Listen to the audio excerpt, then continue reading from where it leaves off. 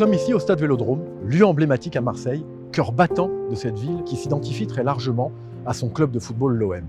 L'Olympique de Marseille y a disputé son premier match en 1937, lors de l'inauguration d'un stade que la presse locale n'hésite pas à qualifier de plus beau de France.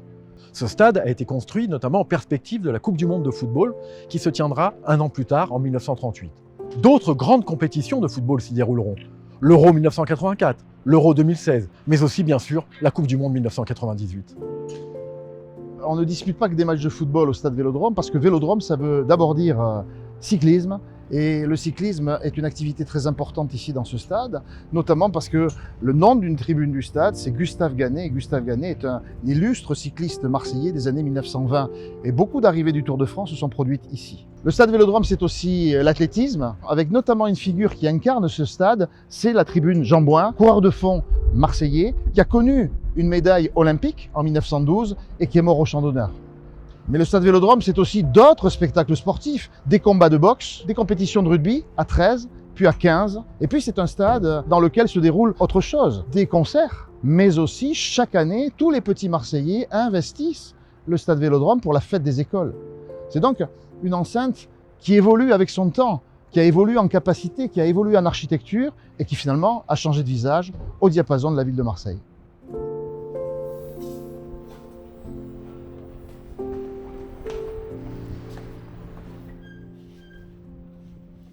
Le stade Vélodrome a donc été le théâtre d'une riche histoire sportive, locale, nationale et internationale. S'agit-il pour autant d'un patrimoine? L'association entre patrimoine et sport ne relève pas d'une évidence. Le patrimoine évoque le monumental, témoin d'une grande histoire, polie par le temps, ou encore d'œuvres d'art que l'on va admirer dans les musées. Le sport, lui, est une activité plus récente, de loisirs, futile, éphémère. Peut-on mettre au même niveau le stade Vélodrome et la cathédrale Notre-Dame de la Garde? Peut-on accorder la même valeur dans un musée à un tableau de Cézanne ou bien des maillots de football, fussent-ils portés lors d'un match mémorable? La reconnaissance de la dimension patrimoniale du sport est récente. Elle a été progressive. Et en fait, on peut considérer que c'est l'effet d'une double évolution. D'abord, l'extension de la notion de patrimoine. Aujourd'hui, des objets, des lieux du quotidien ont acquis ce statut patrimonial. Des gares, des écoles, des usines, des mines. Le patrimoine n'est pas que matériel, il est aussi immatériel. Deuxième chose, le sport se voit reconnaître un label culturel. Au-delà des performances, au-delà des compétitions, c'est bien une culture sportive dont il est question.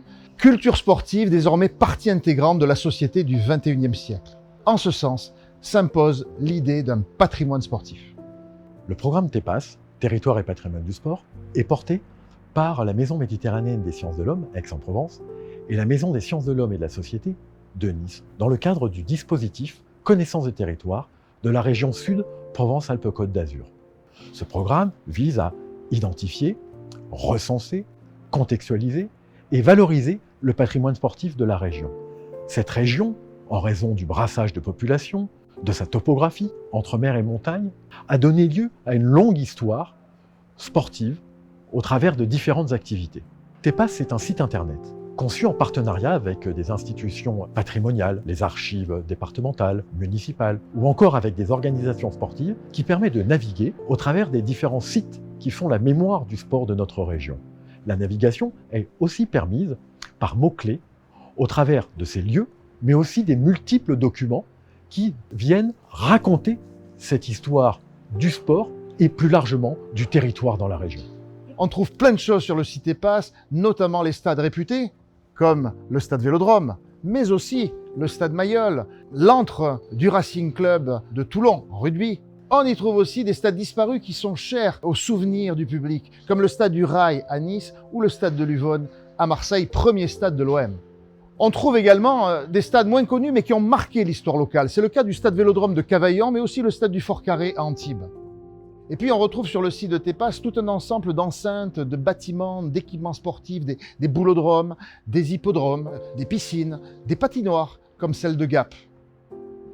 Il est aussi très important de prendre en considération les espaces urbains et le patrimoine naturel qui s'animent à la faveur de l'activité sportive et qui sont devenus des patrimoines. C'est le cas du Mont Ventoux, dans le Vaucluse, ou du col du Galibier, dans les Hautes-Alpes, à la faveur du Tour de France.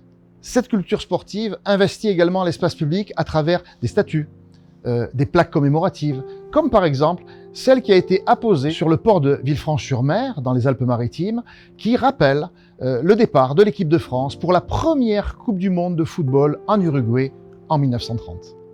TEPAS participe aussi de la valorisation des héritages dans la perspective des Jeux Olympiques et Paralympiques Alpes françaises qui se dérouleront en 2030. La région a joué un rôle important dans l'histoire des sports d'hiver. On se souvient que l'une des plus anciennes stations de ski se situe à Beuil, dans le département des Alpes-Maritimes. Bien d'autres lieux sont à découvrir ou à redécouvrir sur le site TEPAS que nous vous invitons à venir parcourir.